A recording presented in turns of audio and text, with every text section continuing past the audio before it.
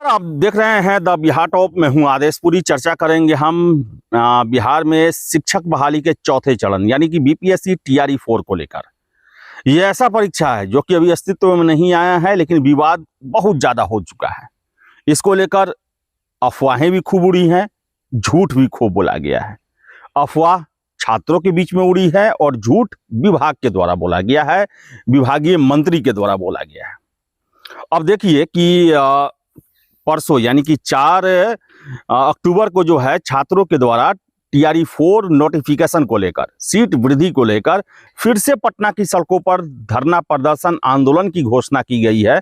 और उसी बीच ये खबरें उठ रही हैं कि अधियाचना जो है वो सामान्य प्रशासन विभाग को भेज दिया गया है। 2-3 दिनों से ये बातें चल रही हैं और ऐसे में छात्रों को ये लग रहा है कि बहुत जल्द जो है वो नोटिफिकेशन बीपीएससी के द्वारा जारी किया जा सकता है। तो आपको हम बता दें कि टीआरई 4 के मामले में शिक्षा विभाग के द्वारा लगातार झूठ और झूठ के अलावा कुछ नहीं बोला गया है और शुरुआत से लेकर अभी तक झूठ ही बोला जा रहा है।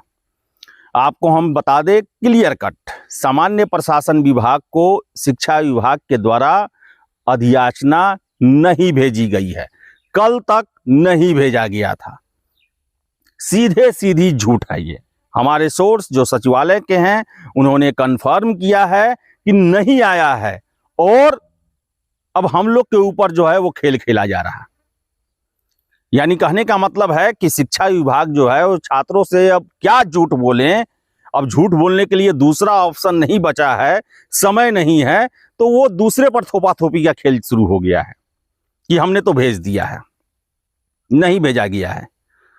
और बताएं आपको हम कि जो खबरें हमें मिल रही हैं, जिस तरह की सुस्ती बरती है, मैं लगातार आपको बोल रहा हूं कि जो इनका कार्य प्रणाली है उससे नहीं लगता है कि ये चुनाव से पहले भेजने के मूड में है। अलग बात है कि छात्र सड़कों पर उतरेंगे, दबाव बनेगा, हो सकता है कि फटाफट में सब कुछ कर दिया जाए और किया भी जा सकता है।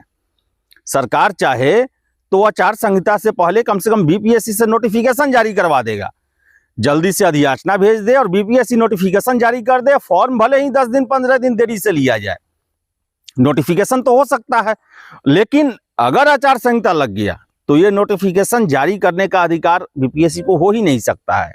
शिक्षा विभाग को अपना अधियाचना जो है वो स्टैंड बाई पर रखना पड़ेगा, यानी चुनाव के बाद उसे देना पड़ेगा। लेकिन जिस तरह से लगातार झूठ पे झूठ बोले जा रहे हैं, चाहे वो शिक्षा मंत्री के द्वारा बोला जाए या फिर शिक्षा विभाग के अधिकारियों को बोला जाए। अब 19 सितंबर को आपको याद ही होगा, छात्र नेता दिलीप के द्वारा आंदोलन किया गया और उनके प्रतिनिधि मंडल को के सामने जो है वो साफ साफ झूठ बोल दिया गया कि 1,20,000 जितना आप चाह रहे हैं उससे ज्यादा हम बहाली देने वाले हैं। फिर से ये भी कह दिया गया कि 5 दिनों के अंदर में जो है वो नोटिफिकेशन चला जाएगा या फिर नोटिस दे दिया जाएगा। कुछ नहीं हुआ, सितंबर निकल गया, कुछ नहीं हुआ।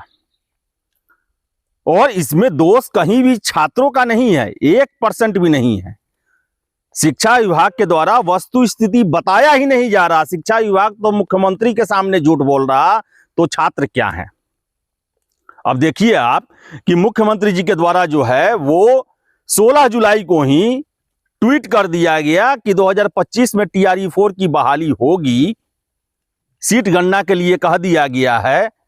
और शिक्षा मंत्री मुख्यमंत्री के बयानों के बाद हमेशा ये कहते हैं 7-8 दिन 10-12 दिन होते होते जो मुख्यमंत्री जी जिसको 2025 में लेने को बोले थे यानी कि टीआरई 4, उस पर कुछ नहीं हुआ, और जिसे 2026 में लेने के लिए बोले थे स्टार्ट, वो इस साल उसका आवेदन भी लिया जा रहा है।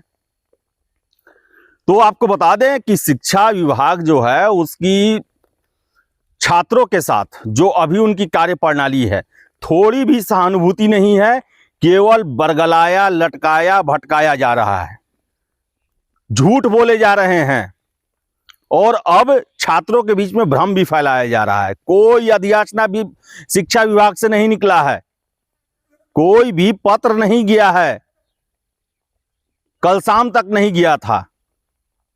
हमने आज भी पूछा तो यही हमें जवाब मिला कि नहीं आया है, जो हमें जानकारी है नहीं आया है, कल शाम तक नहीं आया है।